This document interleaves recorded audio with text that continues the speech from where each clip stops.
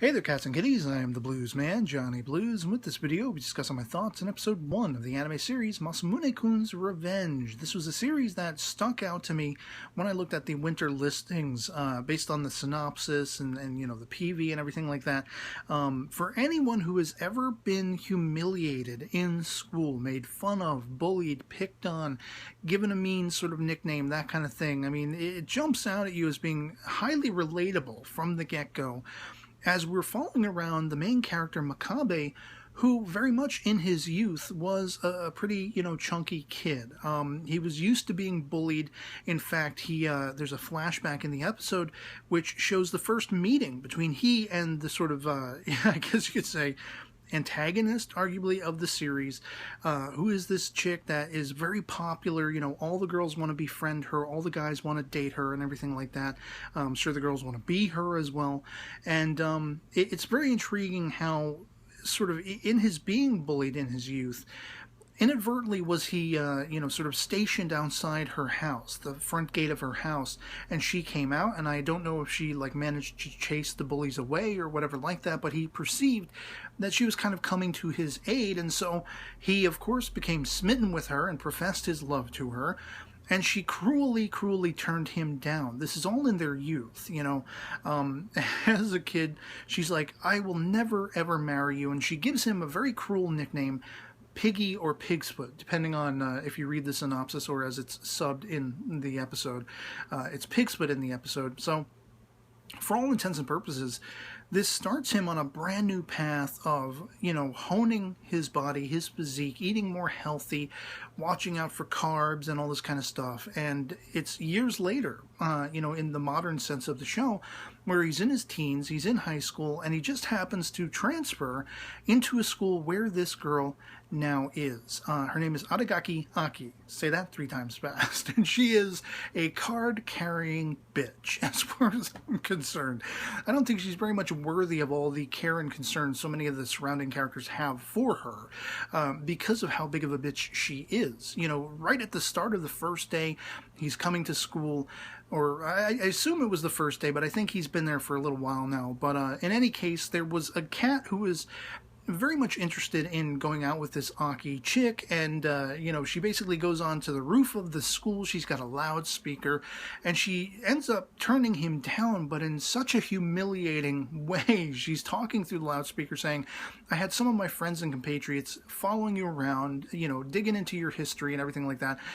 You have all of these sort of weird fetishes and things that you're into. You have this mole on your chest with a hair, tuft peeking out of it, and so I'm turning you down, and thus also giving you this very cruel nickname, Molio. And it's not, enough to just say that. She actually has the kanji written on a giant tarp that she has her little, right-hand lady undo, and it, flashes in front of the entire school as she was listing all the things that he's into. People are collectively moving away from him and not wanting anything to do with him. And then the icing on the cake, so to speak, of cruelty is giving him this name, Molio, this very unflattering, humiliating name, and he's humiliated and crushed in front of everyone. Later on in the episode, do we see that a fellow classmate of Makabe, the main character, this cat by the name of Tanabe, he's kind of the modern equivalent of what Makabe was back then. He's got glasses, he's kind of geeky, he's a little bit plump and everything like that, and he's apparently left a note by some manner, whether in the locker of or by some other means, of this girl, Adagaki Aki, professing his interest in her. And so in the class, she ends up coming in with the note in hand, and she reads it, and she humiliates him in front of the entire class, and she tears it up, and she gives him the name Pudding Prince, playing in on the fact that he's plump, he's bouncy like pudding, that kind of thing.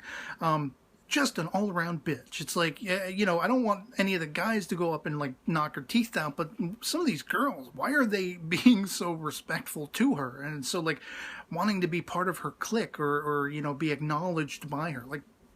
give her a smack already upside the head.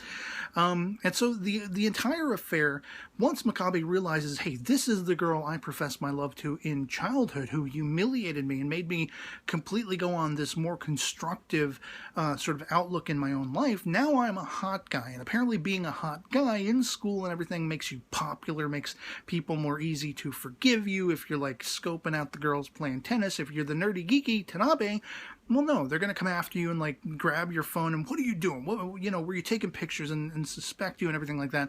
They completely bypass a character like Makabe, who is now a hot guy, air quotes. And so he figures he can get away with murder. There's so much that, you know, it's all newfound to him, the respect he's getting and the idolizing that everyone is doing of him and all this kind of stuff. All the girls want him to play tennis with them. They think he's hot when he's playing soccer. And it's blowing his mind. But once he pieces together that, hey, Aki is the girl from my childhood, suddenly all bets are off. He's got a whole new outlook of seeking revenge, putting her in her place the way she did him and has done everyone else, basically, who's ever had any sort of interaction with her. He plans to effectively try to get her to fall for him, and then he wants to humiliate her, turn her down, say, I was this kid you knew as a kid you turned down.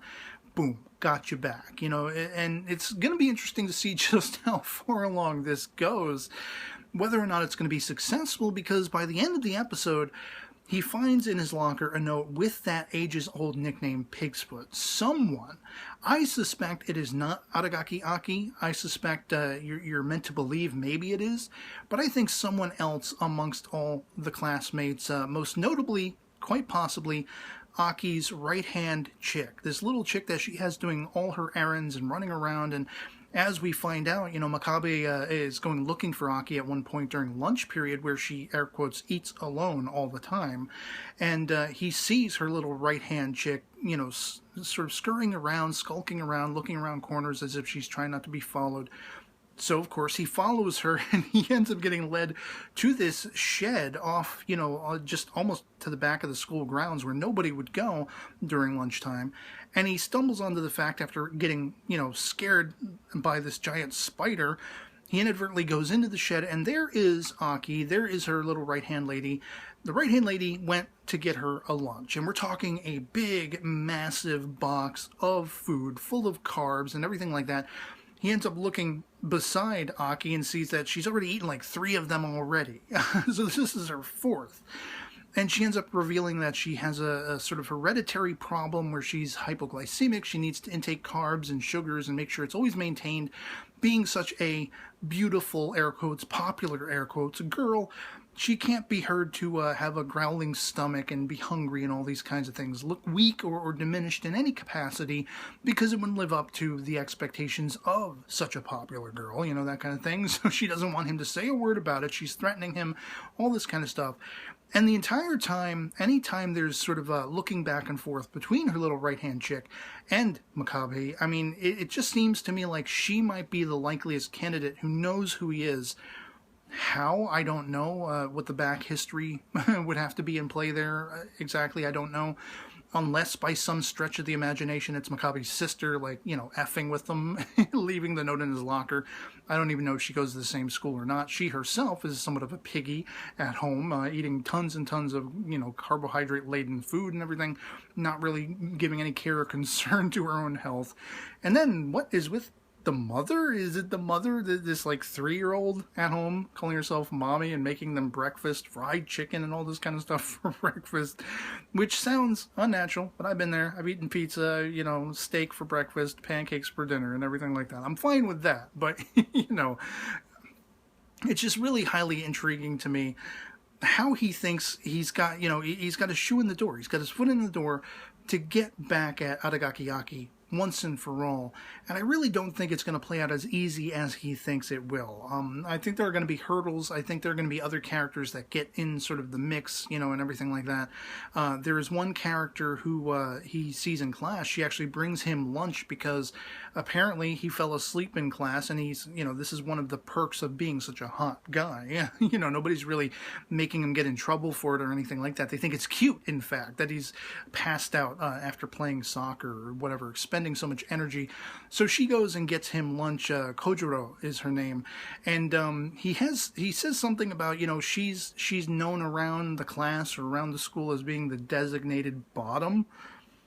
I'm not quite sure what that means. Is it because she's baby got back, you know? Is it because if you get with her, she'll be on the bottom, you'll do all the work? I don't have any idea, but her character stuck out to me as well as being, you know, there's got to be something more to her character. I'm not sure what. Maybe, as it will turn out, as I loosely suspect, maybe she'll actually have been a childhood friend of his as well, and he doesn't recognize her the same way, you know, Aragaki Aki doesn't recognize him, and it'll be one of those stories where he's spending all his time going after Aki, when in reality, here's this girl who really cares about him, and, you know, she's kind of irked that he doesn't remember her, the same way, you know, this popular girl who's a right bitch doesn't remember him. I don't know. I can't promise episodic reviews as of the time of this recording. We shall see. There are a lot of other things I want to check out, but I really wanted to come on and say I was highly intrigued by this first episode. I'm definitely going to be sticking with it for a time to see where it goes, and I'd love to hear from you guys in the comments below what you thought of episode 1 of Masamune-kun's Revenge, if you've seen it as well. Do you think, you know, Makabe's plight of wanting to get after Aki and get revenge on her, do you think it's a lost cause like I do? Do you think there are other characters in the mix that maybe know a little more or have more going on than we as yet have found out? And I thought it was cool that he kind of sort of made amends with the Tanabe cat, the glasses-wearing geeky kid who went after Aragaki Aki at one point, tried to cut her hair because he was so upset with how she humiliated him in front of the class. And then Makabe ends up, like, the next day going up and saying hi to him and kind of sort of befriending him. You know, it's something that Makabe can definitely relate to, being treated that way. So I would actually like to see them become fast friends as well. And so yeah, anything goes in the comments below. Love it or hate it. Just love having that conversation. Otherwise, it'll be pretty much it for me on this. Hope this video finds you well. And I'll catch you all later. Peace.